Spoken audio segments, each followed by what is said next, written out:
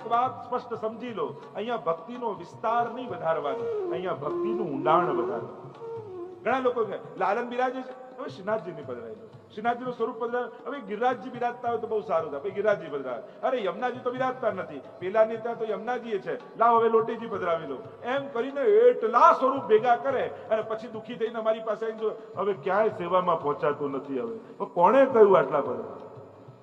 અરે એક સ્વરૂપ જે સેવ્ય છે એમાં એટલી નિષ્ઠા વધાર કે જ્યારે મહાપ્રભુજીનો ઉત્સવ આવે તો એ લાલનના મુખમાં તમને વલ્લભ દેખાય. ચૈત્ર સુદ છઠ આવે તો એ જ લાલનના મુખમાં યમુનાજી દેખાય. જ્યારે કોઈ પણ શ્રીનાથજીનો પાટોત્સવ આવે ત્યારે લાલનમાં શ્રીનાથજી દેખાય. પુષ્ટિ માર્ગની વિશેષતા એ છે કે અહીંયા જુદા જુદા સ્વરૂપો એકતા નથી કરતા, પણ જે સ્વરૂપને સેવીએ છે એમાં જ સર્વ સ્વરૂપનો અનુભવ કરી લઈએ.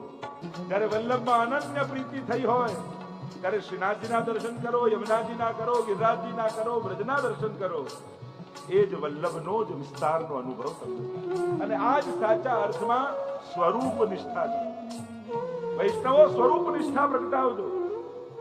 અને પુષ્ટિ ભક્તિ માર્ગની સર્વોચ્ચ સ્વરૂપ નિષ્ઠા એ વલ્લભના સ્વરૂપમાં નિષ્ઠા છે. શ્રીજીના સ્વરૂપ થકી પણ જ્યારે શ્રીનાથજી કૃપા કરે ત્યારે વલ્લભમાં પ્રીતિ થાય છે. जहां देखो तहां यहाँ ये और इन्हीं छाड़ और ही बजे तो जर जावो वह दे.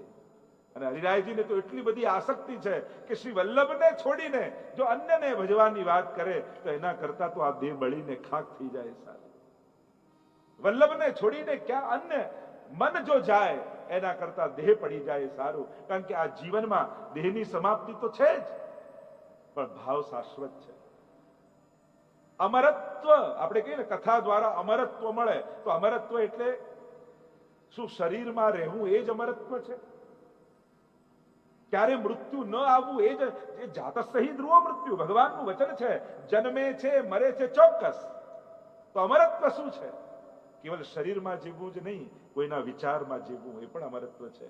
કોઈના ભાવમાં જીવવું એ પણ અમરત્વ છે. કોઈની પ્રેરણામાં જીવવું એ પણ અમરત્વ છે. આ 84 વૈષ્ણવ દેહથી આજે નથી, પણ છતાંય દરેક પુષ્ટિ માર્ગી વૈષ્ણવના હૃદયમાં જીવી રહ્યા છે. આજે પણ ક્યાંક કોઈ સામગ્રી જોઈએ, છોલે જોઈએ એટલે તુરંત આપણને પદ્મનાભદાસ યાદ આવી જાય, ખીર જોઈએ તો નારાયણદાસજી યાદ આવી જાય, એક કોઈ સામગ્રી જોઈને પણ ભગવદીઓ યાદ આવી જાય આપણને. આજે પ્રત્યેક વૈષ્ણવના હૃદયમાં એ 84 વૈષ્ણવ જીવંત છે, કારણ કે ભાવ સૃષ્ટિના જીવો છે. દરેક લોકોને દેહથી જ નહીં, કારણ કે દેહની સમાપ્તિ છે, ભાવનાની સમાપ્તિ નથી. એ ભાવ અમર છે. આજે પણ દમલાજીને યાદ કરીને જયારે મહાપ્રભુજીને દંડવત કરીએ છીએ ત્યારે મહાપ્રભુજી આપણી ભીતર દમલાજીને જોઈને આપણા પર કૃપા કરે છે. કારણ કે જેની કાની આપો ને બહુ મહત્વનું છે. જેની કાની આપો એ કાનીથી સ્વીકારે છે. અને એટલા માટે આપણે ત્યાં વલ્લભની કાની, ગુરુજનોની કાની આપવામાં આવે. તો ઇન્હી છાડ ઓર હી બજે તો જર જાવો હદે, એમ કહીને હરિરાય મહાપ્રભુજી આગળ ગાન કરતા બોલ્યા, દેવી દેવ આરાધિકે ભૂલ્યો સબ સંસાર. લોકો ઘણી વાર લોકોને સોમવારે અહીંયા જવાનું, મંગળવારે અહીંયા જવાનું, બુધવારે અહીંયા જવાનું, ગુરુવારે અહીંયા જવાનું. ખબર નહીં આ બધું ક્યાંથી નક્કી કરી આવે કે દરેક વારે ભગવાન બદલી નાખવાના. અને આપણો ભગવાન કોણ? જે આપણું કામ પહેલો કરી આવે એ આપણો ભગવાન. આપણા તો ગણિત એટલા સીધા છે. દેવી દેવ આરાધિકે. અને એમાં પણ પરીક્ષા ક્યારે થાય? જીવનમાં જયારે સંકટ આવે ને ત્યારે તમને વિચલિત કરનારા લોકો સામે આવી જાય. અમે તો કાયમ કહેતા હતા અહીંયા જાઓ, આ તમે નથી જતા ને એટલે જ આવું થાય. અમે તો કહ્યું તું દીકરાના લગ્ન ત્યારે આ કરવું પડે, ના કરવું એટલે જ આવું થયું. અને માણસનું મન પણ ચકડોળે ચડી જાય. સંકટના સમયે જ માણસના શ્રદ્ધાની પરીક્ષા હોય છે. દુસ્સંગ એટલે કોઈ ખરાબ વ્યક્તિનો, કારણ કે સંશય વાળા જીવનો સંગ કરશો તો મનમાં શંકા પેદા થશે, અને દ્રઢતા વાળા જીવનો સંગ કરશો તો મનમાં દ્રઢતા આવશે. લોકો વિચલિત કરશે. જો તમારા બા તો આટલી સેવા કરતા, આટલા પાઠ કરતા, આટલી માળા કરતા, તોય માંદા પડ્યા, તોય હોસ્પિટલમાં ગયા. હવે પાઠ કરવાને બીમાર પડવાને મેળ શું? કાંઈ મેળ નહીં. શરીર છે એટલે ચાલતું રહેવાનું. છતાંય લોકો આવું કનેક્ટ કરીને તમારી શ્રદ્ધાને વિચલિત કરશે. કહેવું તો એ જોઈએ કે બા આટલા બીમાર હતા તોય હોસ્પિટલના ખાટલામાં સુતા સુતા આખો દિવસ યમનાષ્ટક કરતા રહેતા. તો જો આવી અવસ્થામાં યમનાષ્ટક કરતા હોય તો મારે તો રોજ પાઠ કરવો જોઈએ. પ્રેરણા આવી લેવાય. આપણે તો ઊંધી પ્રેરણા લઈએ છીએ, જેનાથી શ્રદ્ધા ડગે એવી પ્રેરણા લઈએ છીએ, જેનાથી શ્રદ્ધા વધે એવી પ્રેરણા નથી લેતી. દેવી દેવ આરાધિકે ભૂલ્યો સબ સંસાર, શ્રી વલ્લભ નામ નૌકા વિના. જો આ ભવસાગરમાં તરવા માટે એક નૌકા છે. કહો કોતર્યો પાર, કોણ પાર ઉતરી શકવાનું? કારણ તમે પુષ્ટિ જીવો છો. તમારા માટે ઠાકોરજી જ આવીને તમને ઉગારવાના છે. તમે જ્યાં પણ જશો ને ત્યાંના એ અધિષ્ઠાતા દેવતા પણ એમ કહેશે તું તો પ્રભુનો છો. પ્રભુ પાસે જાય તો અમારાય વંદન મોકલજે, અમારાય દંડવત કરજે. એમ પ્રભુને સર્વ આદર કરે છે. આપણે પણ આદર બધાને આપવાનો, જીવ માત્રને આદર આપવાનો. દેવી દેવતાને તો આપવું જ જોઈએ. આદરણીય બધા જ છે, પણ સેવનીય કોઈ એક હોય, આરાધ્ય કોઈ એક હોય. સન્માન તો બધાનું થવું જોઈએ. ઘરમાં વડીલને પણ માન આપતા હોઈએ, કુળદેવતા હોય, કુળદેવી હોય, જ્યાં જ્યાં દરેકનો એક સમય અને આદરનું સ્થાન છે, સંજોગ છે. પણ આરાધ્ય એ આપણા સેવ્ય ઠાકોર. વલ્લભ નામ નૌકા બિના, વલ્લભ નામે નૌકા, એમ વલ્લભ નામની નૌકા વગર પાર નહીં ઉતરાય. અથવા એક અર્થ એમ કર્યો, વલ્લભ નામે આપણને નૌકા આપ્યા. નૌકા એને જ કહેવાય નૌકા. નવ ક આપ્યા છે મહાપ્રભુજી આપણને. એમાંથી કોઈ એક કાને પણ પકડી લેશો ને તો પણ તરી જશો. શ્રી વલ્લભ નામ નૌકા વિના. તો પહેલી નૌકા કોણ? ક કોણ પહેલું? કૃષ્ણ. જો નવ ક છે જે મહાપ્રભુજી આપણને આપ્યા છે, અને એ નૌકામાંથી કોઈ એક ક પકડી લેશો તો તરી જશો. સૌથી પહેલો કૃષ્ણ આપણને આપે. અને આ કૃષ્ણ પુષ્ટાવીને આપણા માથે પધરાવી આપણા સેવ્ય રૂપે આપે. કહ્યું કે તું આને લાડ લડાવ, અને જગતનો નાથ, ત્રિલોકનો નાથ તમારે ત્યાં અસમર્થ બાળકની જેમ બની તમને યશોદાનું સુખ આપવા માટે એ બાળક બનીને તમારા ઘરે બિરાજી લે. અને જેમ બાલકૃષ્ણ બ્રજમાં 6 દિવસના એ લાલન યશોદાજીની ગોદમાં ખેલતા, એમ આપણી ગોદમાં ખેલવાના. આનાથી મોટું સૌભાગ્ય શું હોય? તમને મહાપ્રભુજીએ યશોદા થવાનું સૌભાગ્ય આપ્યું છે. તમને મહાપ્રભુજીએ ગોપી બનવાનું સૌભાગ્ય આપ્યું છે. તમને મહાપ્રભુજીએ વ્રજભક્ત બનવાનું સૌભાગ્ય આપ્યું છે. તમારા ઘરે ઠાકોરજી પધરાવ્યું. પહેલો ક કૃષ્ણનો, બીજો નૌકાનો બીજો ક એ કાલિંદીનો શ્રી યમુનાજી આપણને આપે. યમુનાજીનું સ્વરૂપ આપણને સમજાવ્યું કે આ યમુના કોણ છે? તને ભક્તિ પદા મુકુંદ રતિવર્ધિની, તમારી અંદર ભાવનું દાન કરનાર. સમસ્ત દુરિતક્ષયો ભવતિ વૈ મુકુંદે રતિ, તયા સકલ સિદ્ધયો મુરરી પુષ્ટ સંતુષ્ટતિ, સ્વભાવ વિજયો ભવેત વદતિ વલ્લભ શ્રી હરે. બીજો ક નૌકાનો એ કાલિંદી છે. નિત્ય યમનાષ્ટકનો પાઠ કરજો વૈષ્ણવો. યમુનાજી ભાગ્ય અને સૌભાગ્યની દાત્રી છે. તમારા સકલ મનોરથો પૂર્ણ કરશે. એક વસ્તુ યાદ રાખો, જ્યારે તમે શ્રીજી તને પામવા માટે નીકળો છો ને તો સંસાર તો પાછળ પાછળ તમારે આવે છે. એ સૌભાગ્ય તો સહજમાં, અહીંયાથી તમે કારમાં બોમ્બે જવા નીકળો તો વડોદરા ને સુરત તો રસ્તામાં જ આવી જાય, એમાં કઈ સ્પેશિયલ જવું ન પડે. એમ જે ભગવાનને મેળવવા માટે નીકળ્યો હોય એને સંસારની સર્વ સંપત્તિઓ એની પાછળ પાછળ આવવા લાગે છે. લક્ષ્મીજી એની પાછળ પાછળ ચાલવા લાગે છે.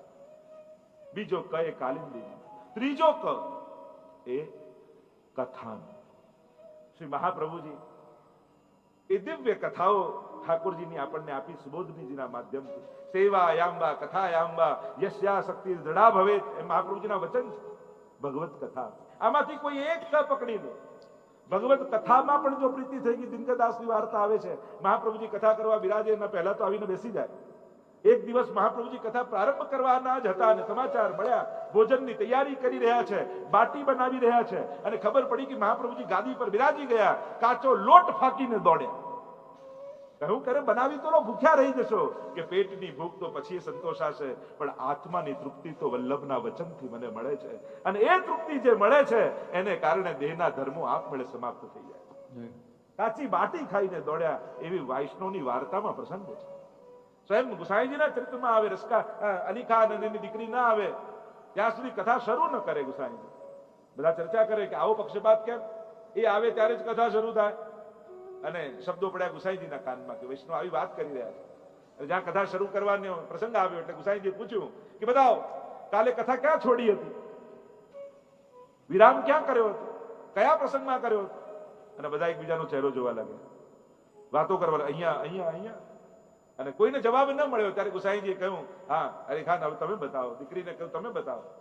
અને એને એટલું કહ્યું કે જયરાજ કાલનું કહું કે પહેલા દિવસથી કહી દઉં જ્યારથી આપે કથા શરૂ કરી હતી. અને ત્યારે સમજાયું કે ગુસાઈજી આમની રાહ કેમ જુએ છે, આમની પ્રતીક્ષા કેમ કરે છે. કથાનું ઉલટું જ થાય. થાક જે જીવનના થાકને ઉતારી દે એ જ કથા છે. તમ સુખમ સ્થાપયતિ ઇતિ કથા, જે પરમ સુખમાં સ્થાપી દે એનું નામ જ કથા છે. ત્રીજો શ્રી મહાપ્રભુજી આપેલો કથા. ચોથો ક એ કૃપા છે. સાધનના માર્ગો તો ઘણા હતા, મહાપ્રભુજી કૃપા શબ્દ જગતને આપ્યો છે, પુષ્ટિ શબ્દ જગતને આપ્યો છે. પુષ્ટિનો અર્થ થાય પોષણમ તદનુગ્રહ, અનુગ્રહ કૃપા. એટલે જ આખો દિવસ વૈષ્ણવ ના મળે આ શબ્દ તો 24 કલાકમાં એકવાર આવે, ઠાકોરજીની કૃપાથી થઈ જશે. પ્રભુ કૃપા કરશે ને તો થઈ જશે. 24 કલાકમાં એકાદ વાર તો કૃપા શબ્દ દરેક વૈષ્ણવના મુખે નીકળતો જ હોય, કારણ કે આપણો માર્ગ જ કૃપા માર્ગ છે. આજ આખા સંસારને કૃપા શબ્દની દેન, પુષ્ટિ શબ્દની દેન કોઈએ આપી હોય તે મહાપ્રભુજી આપી છે.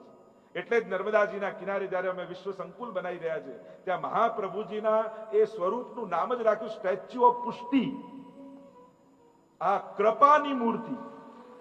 મને કે આવીને કહ્યું, એક વલ્લભપુરે જ કહ્યું કે પુષ્ટિ શબ્દ તો સંસ્કૃત છે ને સ્ટેચ્યુ શબ્દ ઇંગ્લિશ છે, તો આ બંનેનું કોમ્બિનેશન કેમ? બીજું મારે આજ તો સેતુ બંધ કરવો છે, પશ્ચાત્ય જગતમાંથી એ જ હિન્દુ સંસ્કૃતિ તરફ લાવવા છે.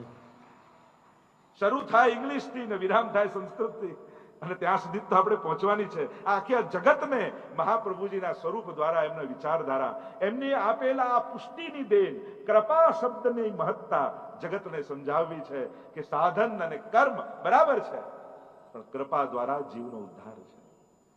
પ્રભુ કૃપા કરે છે ત્યારે જીવ પ્રભુને લાયક થાય. પાંચમો શબ્દ મહાપ્રભુજી આપ્યો કીર્તન. નૌકા આપ્યા છે, કીર્તન સાહિત્ય આપ્યું. અને પ્રભુની કીર્તિનું ગાન એ જ કીર્તન છે. અને એમાં પણ અષ્ટસખાની વાણી હોય. અષ્ટસખાની વાણીની આજે પણ એ તાકાત છે કે જ્યારે કીર્તન ગવાતું હોય ને, જેમ ટાઈમ મશીન જેવું છે, ઠાકોરજીની સન્મુખ કીર્તન ગવાતું હોય, તમને એમ લાગે તમે કલયુગમાં નથી, તમે દ્વાપર યુગમાં પહોંચી ગયા છો. કે જ્યાં ઠાકોરજીની આ લીલા પ્રત્યક્ષ ચાલી રહી છે, સાક્ષાત ચાલી રહી છે. એ અષ્ટદ્વાર ગિરિરાજજીના ફરતે, અને 8 દ્વારના મુખિયા અષ્ટસખાઓ છે. જો દ્વારપાલ નથી, મુખિયા છે. દરવાજે ઊભા નથી, જો દરવાજે ઊભા હોત તો એને અષ્ટ દ્વારપાલ કયા હોત, પણ ભીતર સેવામાં છે એટલે એને મુખિયા કહેવાય છે. કીર્તન શબ્દ મહાપ્રભુજી આપણને આપ્યો છે, કીર્તિનું ગાન. અને કેમ કીર્તન? આ કીર્તન શબ્દ ક્યાંથી આવ્યો? કીર એટલે પોપટ, શુક. કહેવાય છે કે નિત્ય લીલામાં રોજ જે લીલા ઠાકોરજી સાથે સ્વામીજીની થાય, અને સ્વામીજી પાસે એક શુક છે, લીલા શુક. અને એ આખો દિવસ રાત થયેલી લીલા એ શુકને પોતાની આંગળીમાં બિરાજમાન કરી અને સ્વામીજી એ સમગ્ર લીલાનું ગાન કરે છે, વર્ણન કરે છે. આ શુક સાંભળે છે. અને એ લીલા શુક જે સમસ્ત લીલા થઈ નિત્ય લીલામાં, એ અષ્ટ સખા સ્વરૂપે ભૂતલ પર આવીને એ લીલાઓ ગાઈ, એટલે એમને કહેવાય કીર્તનયા. તનયા એટલે એમના વંશજ. એ સુખના વંશજ એ જ કીર્તનિયા, યા કીર્તિ તનયા, એનો પણ એક ભાવ છે. અનેક અનેક ભાવ હમણાં એ ચર્ચામાં નથી જતા, પણ કીર્તન શબ્દ શ્રી મહાપ્રભુજી આપણને આપ્યો. નવકામાં છઠ્ઠો શબ્દ શ્રી મહાપ્રભુજી આપણને આપ્યો કાની. જ્યારે પણ સેવા કરીએ, ભોગ ધરીએ, કોઈ પણ પ્રકારની જ્યારે સેવા થાય ત્યારે પુષ્ટિ માર્ગનો એક વિશેષ શબ્દ છે કાની આપવી. ભલે તમે જ બનાવ્યું હોય, તમે જ સજાવ્યું હોય, તમે જ ધર્યું હોય, પણ ધર્યા પછી કાની આપો ત્યારે ઠાકોરજી આરોગે. કારણ કે બનાવવાનો અધિકાર આપણો છે, આરોગાવાનો અધિકાર તો સ્વામીજીનો છે. એટલે જ્યારે પણ 56 ભોગ કરીએ, અન્નકૂટ કરીએ, કોઈ પણ ભોગ ધરો ત્યારે આપણે કાની આપીએ કે મહાપ્રભુજીની, ગુસાઈજીની, 84-252 વૈષ્ણવની, સમસ્ત વ્રજભક્તોની, ગુરુજનોની કાનીથી હે પ્રભુ આરોગજો. કારણ કે ધરવાનો અને બનાવવાનો અધિકાર તો મારો છે, પણ આ બધા અલૌકિક તત્વોની કૃપા મારા ઉપર થશે તો મારા ઘરે મારી ધરેલી સામગ્રી આ પારો મારી આડી નહીં, આ અલૌકિક તત્વોની આડી. જો પ્રભુ છે ને એ પરમ અલૌકિક છે, અને પરમ અલૌકિક હોવાને કારણે એમને લૌકિક સંભળાતું નથી, લૌકિક સમજાતું નથી. જ્યારે પણ લૌકિક ભાષાનો પ્રયોગ કરીએ, લૌકિક વાત કરીએ, ત્યારે પ્રભુને સમજમાં ના આવે. પ્રભુ પરમ અલૌકિક છે. એટલે તો ઘણી વાર હસવામાં એમ કહું ને કે ભગવાન ભલે સર્વજ્ઞ હોય, બધા જ્ઞાન એમને હોય, પણ એક વિષયમાં ભગવાન બહુ કમજોર છે, એક સબ્જેક્ટ બહુ કાચો છે. તો કે કયો? તો કે એમને ગણિત નથી આવડતું. આ તો સારું થયું આપણે બધા શીખવાડીએ છીએ કે 9 યમનાષ્ટક કરો તો આટલું આપવાનું, 35 સર્વોત્તમ કરો તો આટલું આપવાનું, 5 માળા કરો તો આટલું આપવાનું. આ બધા ગણિત આપણે શીખવાડ્યા છે. બાકી પ્રભુનો સ્વભાવ એવો છે કે રાઈ જીતની સેવા કો ફલ માનત મેરુ સમાન. પ્રભુ ગણિતમાં બહુ કાચા છે. એ ગણી ગણીને ક્યારે આપતા નથી, એની ગણતરી બહુ કાચી છે. એટલે જ્યારે જ્યારે તમે કોઈ પણ ભગવત ચરિત્ર જુઓ અને એમના પ્રસંગો જુઓ, ક્યારે ભગવાન ગણવા બેઠા નથી. શું સુદામાના તાંદુલ ગણી ગણીને ભગવાને આપ્યા કે ચલો આટલા તાંદુલ એટલે આટલું આપો? એ તો આરોગ્ય ને કુબેરનો વૈભવ આપતા જાય. આજ પ્રભુની વિશેષતા છે. કાની શબ્દ આપ્યો એટલે જ લૌકિક સમજ ન સમજ મનુતે નૈવ લૌકિકમ, એ મહાપ્રભુજીના વચન છે. અમારા ઠાકોરજી લૌકિક નથી, લૌકિક જાણતા નથી, લૌકિક સમજતા નથી, પરમ અલૌકિક છે. અને પરમ અલૌકિક હોવાને કારણે અલૌકિક તત્વો, અલૌકિક વ્યક્તિઓ, અલૌકિક ભાષા, એની જ આડીથી આપણા હૃદયની વાત કરવાનો પ્રકાર પુષ્ટિ માર્ગમાં છે. તમારે તમારા હૃદયની કોઈ વાત ઠાકોરજીને કેવી હોય ને તો લૌકિક ભાષા ન વાપરતા. આપણે ત્યાં એક કીર્તનનું માધ્યમ છે, સામગ્રીનું માધ્યમ છે, શૃંગારનું માધ્યમ છે. એના થકી, એટલે હું તો ઘણી વાર કહું, જીવનમાં બહુ સંકટ આવે ને વિપત્તિઓ આવે અને મહાપ્રભુજી કહે કે માંગવું નહીં ઠાકોરજી પાસે, તો શું કરું? ઠાકોરજીનો નેકભોગ ડબલ કરી દેવો. રોજ ધરતા હોય ને કદાચ ડબલ ધરવા લાગે તો ઠાકોરજીને બીજા દિવસે એમ થાય કે આ કઈ ગડબડ લાગે છે, આ ડબલ ડબલ કેમ આવે છે? અને પ્રભુ જાણી જાય કે આને સંકટ છે અને પ્રભુ એને દૂર કરી. એટલે કહેવાનો પણ એક પ્રકાર છે. કોન સી બાત कैसे कहां कही जाती है, इतना सलीका हो तो हर बात सुनी जाती. કઈ વાત ક્યારે કોને કઈ જગ્યાએ કેવી એ જો ખબર હોય ને તો દરેક વાત મનાય, દરેક વાત લોકો સ્વીકારે. ઘણી વાર સારી સારી વાતો ખોટા સમય ને ખોટી જગ્યાએ આપણે કહી દેતા હોઈએ અને એટલે સારી વાત પણ નકામી થઈ જતી. તો કાની શબ્દ બહુ મહત્વનો છે પુષ્ટિ માર્ગમાં. કોની કાની થકી તમે ઠાકોરજીની સન્મુખ ઊભા છો એના પરથી નક્કી થશે કે ઠાકોરજી કેવી કૃપા તમારા પર કરશે. આ 84-252 માં પ્રભુએ કેવી કૃપા કરી એ તો જોઈએ છે, પણ કેમ કરી? કારણ કે વલ્લભની કાની હતી. 7મો ક મહાપ્રભુજી આપ્યો, કુળ, વલ્લભ કુલ આપ્યું. શ્રી વલ્લભ પોતે પ્રગટ થયા અને એટલે સર્વોત્તમ સ્તોત્રમાં ભુવી ભક્તિ પ્રચારૈક સ્વાન્વય કૃતે પિતા, ભૂતલ પર ભક્તિનો પ્રચાર કરવા જ શ્રી મહાપ્રભુજી પોતાના કુલને પ્રગટ કર્યો છે. એક જ લક્ષ્ય સાથે, એક જ ઉદ્દેશ્ય સાથે. અને એ જ વાત દરેક વલ્લભ કુલે પણ સ્મરણમાં રાખવી જોઈએ કે એમનું ભૂતલ પર આવવું એ કેવલ સંસાર માટે નથી, પણ સંસારના ઉદ્ધાર માટે છે. સંસારમાં ભક્તિનો પ્રચાર કરવા માટે છે. એમની વાણી થકી, એમના આચરણ થકી, એમના વ્યવહાર થકી વૈષ્ણવની ભીતર ભક્તિનો પ્રચાર થાય. આજે પ્રભુ કૃપાથી આખો અમારા કડી પરિવાર થકી વિશ્વના ખૂણે ખૂણે કોઈ ઘર પુષ્ટિ માર્ગનું એવું નહીં હોય જ્યાં આ વાણી નહીં સંભળાતી હોય. કોઈ ને કોઈ માધ્યમ થકી કેટલાના જીવનમાં પરિવર્તનો આવ્યા છે, કેટલાના ઘરોમાં ઠાકોરજી બિરાજ્યા છે, કેટલા લોકો પાઠ સેવા કરતા થયા. આ ભૂતલ પર ભક્તિનો પ્રચાર થઈ રહ્યો છે. અને આ જે કાર્યો થઈ રહ્યા છે એ વિશ્વ વિષ્ણુતા ધામનું નિર્માણ હોય, હવેલીનું નિર્માણ હોય, કોઈ પણ કાર્ય હોય, દરેકનું લક્ષ્ય છે ભૂતલ પર ભક્તિનો પ્રચાર. જો કોઈને વસ્તુ આપશો, આજે છે કાલે નહીં રહે, કાં વસ્તુ નહીં રહે, કાં ભક્તિ નહીં રહે. સૌથી મોટું દાન એ ભક્તિનું દાન છે. એવું કંઈક એના જીવનમાં આપો જેનાથી એના આત્માનું કલ્યાણ થઈ જાય. એટલે જ સૌથી મોટો દાતા ગુરુ કયો છે. કારણ કે સંસારના લોકો વસ્તુઓ અને સાંસારિક વસ્તુ આપે છે, ગુરુ ભગવાનને આપે છે. એટલે મહાપ્રભુજીનું એક અદ્ભુત નામ છે, અદેય દાન દક્ષશ્ચ મહોદાર ચરિત્રવાન. જે કોઈ ન આપી શકે એવું દાન આપનારા શ્રી મહાપ્રભુજી છે. અદેય દાન દક્ષ. અને પાછા દક્ષ છે આપવામાં. લેવામાં ચતુર હોય માણસ કે કેમ આની પાસે કઢાવવું, આપવામાં કોઈ ચતુર હોય? આ તો ઊંધું છે. મહાપ્રભુજી આપવામાં ચતુર છે. લેનારા જાય ને, કોઈને ત્યાં ડોનેશન લેવા ગયા, સેવા ગયા, બધાને એમ કે આની પાસે કેમ મેક્સિમમ લઈ લેવું, એટલે વાતો ફેરવતા ફેરવતા આમ કરે કે આમ છે, આવો ખર્ચો છે, આમ કરીને કેમ કરીને આની પાસે લઈ લેવું, એની ચતુરતા ઘણામાં હોય. પણ કેમ કરીને લેવા આવ્યો છે ને વધારે આપી દઉં, એમાં કોઈ હોશિયાર હોય? મહાપ્રભુજી કેવા છે? અદેય દાન દક્ષ. કોઈ ન આપી શકે એવું દાન કર્યું ઠાકોરજી. અને ઠાકોરજી આ વૈષ્ણવના ઘરે કેમ કરીને પધરાવી દઉં, એવી ચતુરાઈ સાથે મહાપ્રભુજી એના ઘરે પ્રભુ પધરાવી દે.